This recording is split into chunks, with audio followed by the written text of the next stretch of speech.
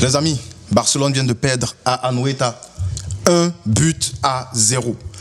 Il y a plein de choses à dire sur ce match-là. Déjà, désolé d'avoir manqué la semaine dernière. Je l'ai dit sur YouTube Community que je ne serai pas là parce que j'ai quelque chose à faire avec la famille. C'était très, très important. Donc, merci à tous ceux qui ont compris. On est de retour pour débriefer la défaite du Barça 1-0 à Anoeta contre la Real Sociedad. Les gars, ils transpirent. Les Moros, ils transpirent. On est en hiver. Ce match-là, je n'ai pas kiffé. Bref, parlons, let's go. Déjà, parlons du 11 que le Barça, pardon, j'ai failli dire le Real, que le Barça aligne. On est obligé de faire sans Lamine Yamal et on va en parler tout à l'heure. Lamine Yamal qui a une petite blessure, on dit surcharge musculaire, mais après on dit que c'est la cheville. Bref, il n'a pas été en mesure de jouer, il n'était même pas sur la feuille de match. Du coup, on est obligé de mettre Lewandowski en pointe et devant nos 3 milieux offensifs, comme on a l'habitude de les appeler, avec 2 milieux offensifs excentrés et un milieu offensif juste derrière l'attaquant. C'était Pedri derrière l'attaquant, Rafinha à gauche et Fermin Lopez à droite. Un double pivot, Casado, Frenkie de Jong. Et s'il vous plaît, il a parlé de Jong ici, vous avez dit quoi? Bref, je reviens. Inigo Martinez en DC avec Pau Kobasi. Donc la défense n'a pas été touchée, elle a été reconduite. Jules Koundé, Balde et Iñaki Peña. D'entame, j'aimerais dire Iñaki Peña, pardon. Iñaki Peña, Sabari Iñaki Peña, pardon pour tout ce qu'on a fait parce que sans toi aujourd'hui dans ce match, on prend peut-être. Déjà en première mi-temps, il y a 2-0. Dieu merci, c'est qui rate? Je crois que c'est Brais Mendes qui rate une occasion, un tapin, mais c'est Oyarzabal, je ne me rappelle plus. Mais après le premier but qu'on prend, facile, on finit, on sort de cette mi-temps-là avec un 2-0. On sort de cette mi-temps avec un 2-0 et les gars, il faut se dire, là, aujourd'hui, on a fait popo dans notre culotte. On a zaï, on a foutu la main, on a été nuls. Et Rafinha, la tangente vers le Pakistan n'est pas trop loin. Parce qu'aujourd'hui, tu étais très proche d'être pakistanais comparé à être brésilien. Là, je le dis honnêtement. Alors, on va essayer de donner des théories pourquoi le Barça a mal fonctionné aujourd'hui. Mais dans le temps, il faut savoir que le Barça a très très mal joué. Et surtout, on peut donner un clap à la Real Sociedad pour avoir sorti un match aussi gros contre le Barça. C'est compliqué déjà de jouer à Anoeta. Mais ces gars-là, déjà à la charnière centrale, Igor et Aguerre.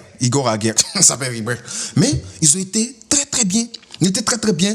On va parler du hors-jeu tout à l'heure, vous inquiétez pas. Mais ils étaient très bien, ils étaient solides. Ils étaient très solides, même avec des latéraux qui n'ont pas été bons comparés au DC. Mais j'ai trouvé solides. Surtout que quand ils ont marqué un but, ils sont passés à 6 derrière. Je ne sais pas comment ils ont fait. Hein. Si c'est Zubimendi et puis Brais, mais il y avait Zubimendi qui était dans la ligne. Ça faisait ligne de 5, mais il y avait un autre gars qui venait. Donc, eux, ils se sont dit, on a marqué un là, vous êtes foutus. Et c'est ça, quand tu vas jouer contre une équipe comme ça, chez eux à la maison, tu ne peux pas te permettre de prendre le premier but et d'être aussi fragile derrière. Retour même de la première mi-temps, de la mi-temps, première occasion, ils sont à 3 contre 2. Et Dieu merci l'autre là, comment il s'appelle Becker qui était, je sais pas, Ben Becker aujourd'hui, peut-être, Ben Becker de Captain Tsubasa, peut-être, parce que déjà il marque un but et il était à ça de nous mettre un deuxième but. Juste comme ça, à l'entame. Si c'était Camille, il avait fait une passe, ils allaient nous marquer 2-0 à la... Mais qu'est-ce qui s'est passé? J'ai l'impression que notre Barça, ils se sont perdus. Eux seuls, ils se sont perdus. Mais les gars, il y a quel problème? On est mené 1-0. Pourquoi vous paniquez? C'est pressing, vous n'avez jamais vu. Vous avez joué contre le Bayern, on n'a pas vu le pressing. C'est contre le Real, on n'a pas vu. Bon, Real aussi, pressing, bon, Balek. Bon, je sais qu'eux, ils s'asseyent pour nous attendre. Mais c'est pressing, vous n'avez jamais vu. C'est presque que vous n'avez jamais vu bien, c'est quoi? C'est la Lamine Yamal dépendance et c'est de ça que je voulais parler.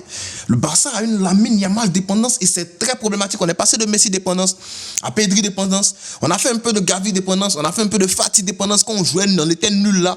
Là, on est à la Yamal dépendance, pardon. Je trouve ça très petit de la part du Barça. On est censé être en mesure de produire du jeu. Alors, en aucun cas, on va venir tirer sur le coach. En aucun cas, on va venir tirer sur son staff et tout. Mais il y a moyen, comment je peux dire ça? Il y a matière de réflexion, il y a matière à réflexion sur le match qu'on a vu aujourd'hui. Le Barça n'est pas capable de produire un jeu cohérent contre une équipe qui presse quand il n'y a pas Lamine Yamal. Là, on étale juste ce qu'on a vu. Et puis on en fait une théorie. Voilà, on n'a pas en train de dire qu'on est nul et tout, on en fait une théorie. Parlons un peu de ce qui est arbitrage. Déjà, je vois des gens dire, oh mais Nietzsche, vous avez dit que les petits détails, c'est comme ci, c'est comme ça. Mais écoute les gars, ça c'est quand tu es du côté du perdant là, et que tu sais que c'est hors jeu. Dans ce cas-là, Si tu sais que c'est hors-jeu, à la limite par exemple, à la limite genre 1 centimètre et tout, tu peux pas venir dire non mais les gars, on doit annuler cette affaire parce que tu es hors-jeu. Mais quand tu n'es pas hors-jeu et que c'est visible, alors votre commentaire de gens, on vous a dit d'annuler la règle de affaire de VAR hors-jeu là, ça tient pas. Parce que là, c'est une chose de mettre une règle, c'en est une autre de la suivre.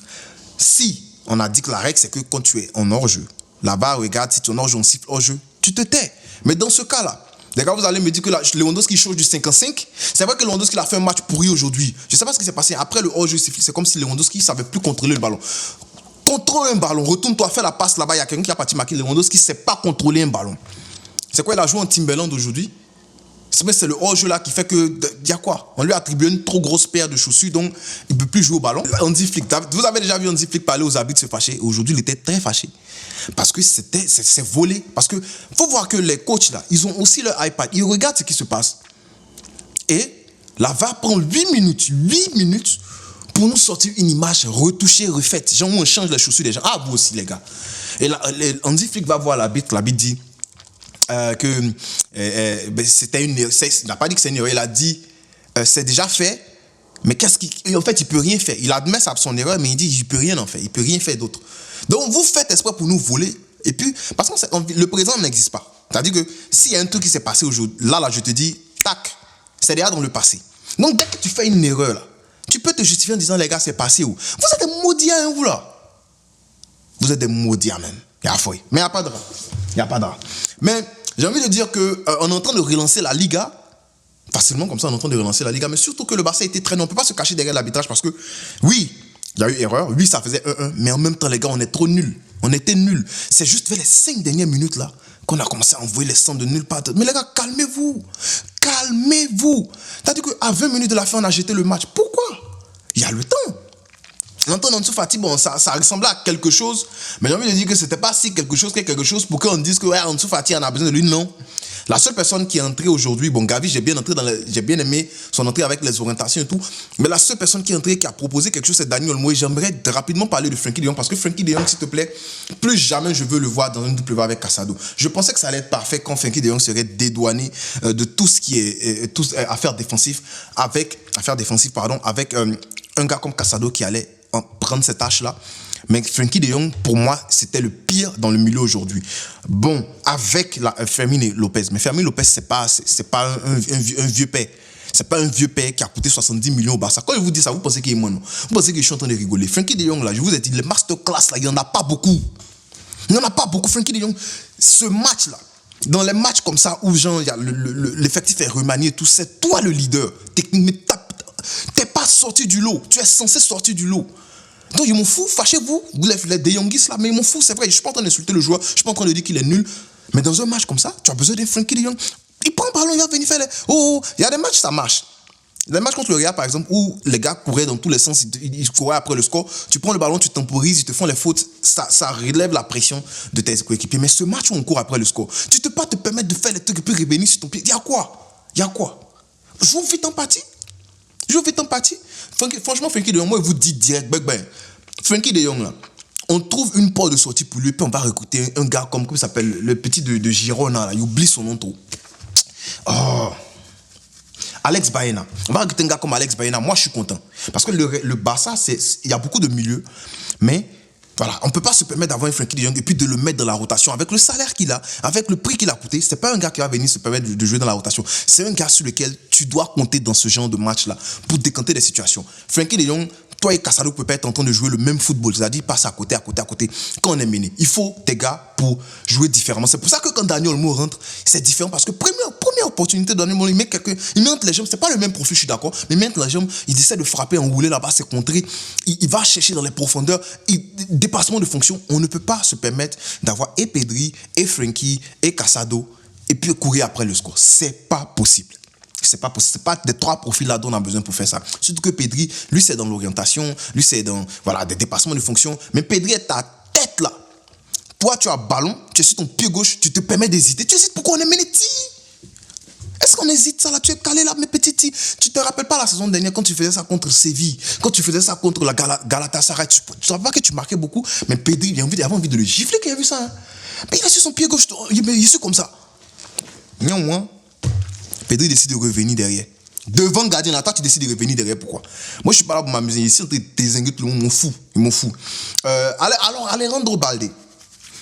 Il a dit sur Twitter que l'opportunité Davis, il ne faudrait pas la manquer.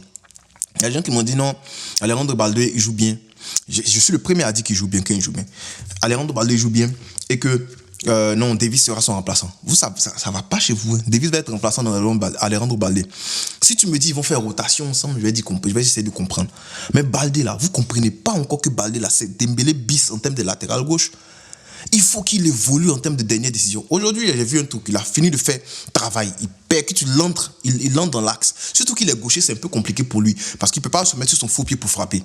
Mais il est en train de percuter. Et puis il fait une passe. Lewandowski est là, il fait une passe à 3 mètres, mais à 2 mètres de Lewandowski. Quand même. Ça, c'est des trucs que quand même, il faut savoir faire. Même Koundé sait faire ça. Petit, tu es en train de rentrer, tu es sur ton pied gauche. Utilise Lewandowski et puis continue ta course. Tu lui donnes le ballon, tu t'appuies sur lui, puis tu continues ta course, il te met en profondeur. Des petits trucs comme ça, là. Il ne connaît pas. Mais Dieu merci, il était là contre Take Kubo aujourd'hui, il faut le dire, parce qu'il y a des moments où Take Kubo partait en profondeur. Et s'il n'y avait pas Balde, on allait prendre un but. Take Kubo, chapeau, parce qu'aujourd'hui, là, tu as moyen le Barça. Tu nous as tabac. Chapeau. Franchement, Real Sociedad aujourd'hui, impeccable. Et la Real Sociedad se permet de quand même relancer la Liga. Moi, je pense que c'est relancé. Hein. Et je pense que notre équipe va commencer un peu à douter, ce qui est correct. Hein. Ça arrive de perdre. Mais il faut perdre quand même avec la manière. Et aujourd'hui, on n'a pas trouvé notre Barça de d'habitude. C'est ce qui m'énerve, en fait. On n'a pas trouvé notre Barça de d'habitude. On a pris un but en affaire comme ça. On leur a donné le match, ils ont pressé, ils ont pris... c'est vrai qu'ils étaient vraiment le nombre, les supporters et tout. Franchement, c'était incroyable l'ambiance. C'est toujours comme ça à Noeta. Mais on leur a quand même donné le match et on a baissé la tête. À part les 5 dernières minutes où on envoie des occasions, mais allez dans le vent, on envoie des occasions et tout. Là, c'est la trêve internationale et vous nous servez du gâteau, vous nous servez du yaourt natu sans saveur, vous nous servez du beau flotto avant de partir en trêve internationale. Et puis nous, on en casse s'asseoir ça, on en casse pleurer. Quoi. Vous ont pété dans vos têtes.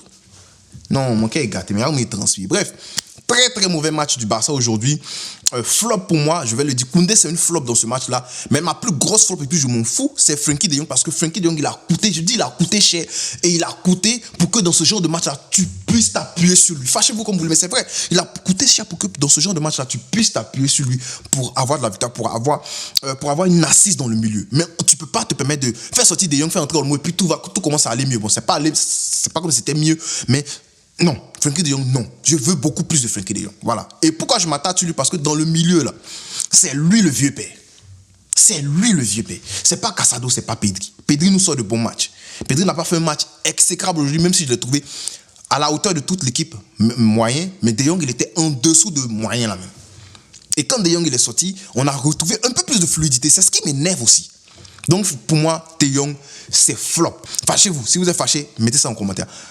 Pau Kubasi et puis Inigo Martinez, c'est pas si flop que ça, je l'ai trouvé bien bon. Problème, Pau Kubasi a glissé, ça nous a donné un but, mais avant ça arrive, hein, c'est des trucs comme ça. Rappelez-vous, Gérard et puis Dembaba, glissade, but, Liverpool qui ne prendra pas sa ligue.